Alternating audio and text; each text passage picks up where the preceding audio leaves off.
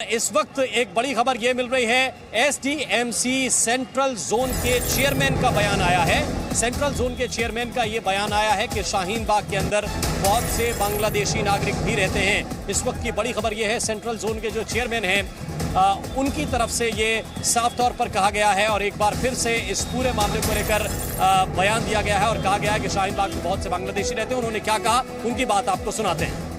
बांग्लादेशी बहुत बड़ी संख्या में है। ये एक सोचने का और आंतरिक सुरक्षा के लिए गंभीर सवाल है। वोट बैंक के लिए लोग बसाते हैं, लोग वोट बैंक के लिए बसाते हैं। आज जमुना की और खादर की जमीनों पर कब्जे करके लोग इस बात का संदेश देते हैं कि कानून का डर उनके अंदर नहीं है, जबकि कानून का मान और सम्मान बढ़ाना हर हिंदुस्तानी का अपना फर्ज है। शाहीन बाग में या रुका रहेगा? बिल्डोजर चलेगा और वो लोगों को न्याय की दृष्टि से चलेगा, किसी को तंग करने की नीयत से नहीं, लोगों को सताने के लिए नहीं, लोगों के विकास के लिए, लोगों की इमदाद के लिए, लोगों की सहानुभूति को जग जाहिर करने के लिए बुलडोजर चलेगा, किसी को हरास करने के लिए नहीं।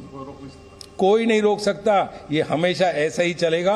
और ये एक संदेश है उन लोगों के लिए कि जो देश के कानून को नहीं मानेंगे उनका हाल इसी प्रकार किया जाएगा।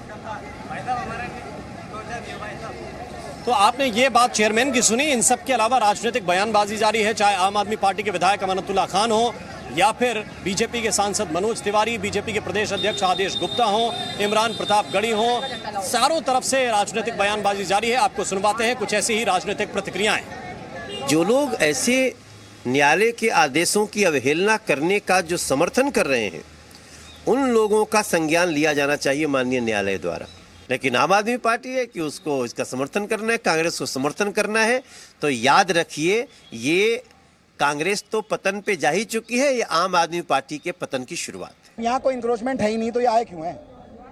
बताओ क्यों आए ये पूरी वार्ड में आप बोल रहे हैं कि इंक्रोचमेंट नहीं। अरे जहाँ है मुझे बताएं, मैं हटवा लूंगा। जहाँ जहाँ है मुझे बताएं, मैं हटवा लूंगा। मैं लोकल विधायक हूँ। मैंने अपनी जेसीबी लगाकर 2 दिन उसको खुद हटाया। जब सारा इंक्रोचमेंट मैंने खुद हटा दिया तो फिर एमसीडी वाले माहौल खराब करने तो आए, और क्यों आए?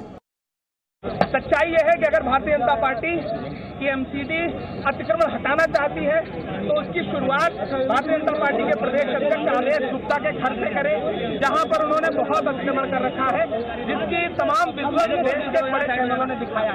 आप पहले अमीरों के घरों से आइए, हटाइए, बाद में गरीबों तक आइएगा। अगर अतिक्रमण हटाने का मकसद है तो इस सड़क पर जो कचरा पड़ा है वो कचरा हटाइए। धर्म जाति का कोई आधार नहीं है, इसलिए मैं हाथ जोड़कर प्रार्थना करता हूं कांग्रेस और आम आदमी पार्टी वालों से कि इसको धर्म से मत जोड़ो, इसको किसी भी जाति मजहब से मत जोड़ो। जो आतंकी है वो आतंकी है, उसकी जाति मजहब नहीं है। और अगर अतिक्रमण के खिलाफ कार्रवाई होती है जहांगीरपुरी के अंदर, तो गुप्ता जी और झा साहब का भी ऊपर कार्रवाई होती है, लेकिन तब उस कार्रवाई को नहीं देखा जाता।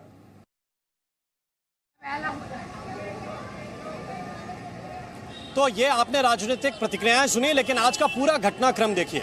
आज बुलडोजर ने कोई कार्रवाई नहीं की है। बुलडोजर यहां आया था लेकिन बुलडोजर ने कोई कार्रवाई नहीं की। उसके बावजूद राजनीति उफान पर है। ये मामला सुप्रीम कोर्ट तक भी ले जाया गया और वहां से याचिका सीपीआईएम को वापस लेनी पड़ी। इन सब के बीच ये तस्वीरें हम आपको दिखाने की कोशिश करते हैं कि कैसे जैसे यहाँ पे बुलडोजर पहुंचा, चूंकि सुरक्षा व्यवस्था उस वक्त कम थी, पुलिस वाले कम थे, तो लोग बुलडोजर के सामने खड़े हो गए, कुछ लोग वहां पर बैठ गए, महिलाएं भी पहुंच गईं, महिला पुलिस बल भी देर में पहुंचा और काफी देर के बाद उन्हें काफी हंगामे के बाद हटाया जा सका। उसके बाद बुलडोजर थोड़ा सा आगे बढ़ा, एक जगह पर पहुंचा जहां पर शटरिंग थी, कहा गया कि अवैध है, इसको हटाया। वहां के स्थानीय लोगों ने खुद ही, उसको भी बुलडोजर ने नहीं हटाया है और इसके बाद अब यहां पर हालात धीरे धीरे सामान्य हो रहे हैं। अब हम आगे बढ़ते हैं और आगे आपको दिखाते हैं बधिरों के लिए समाचार।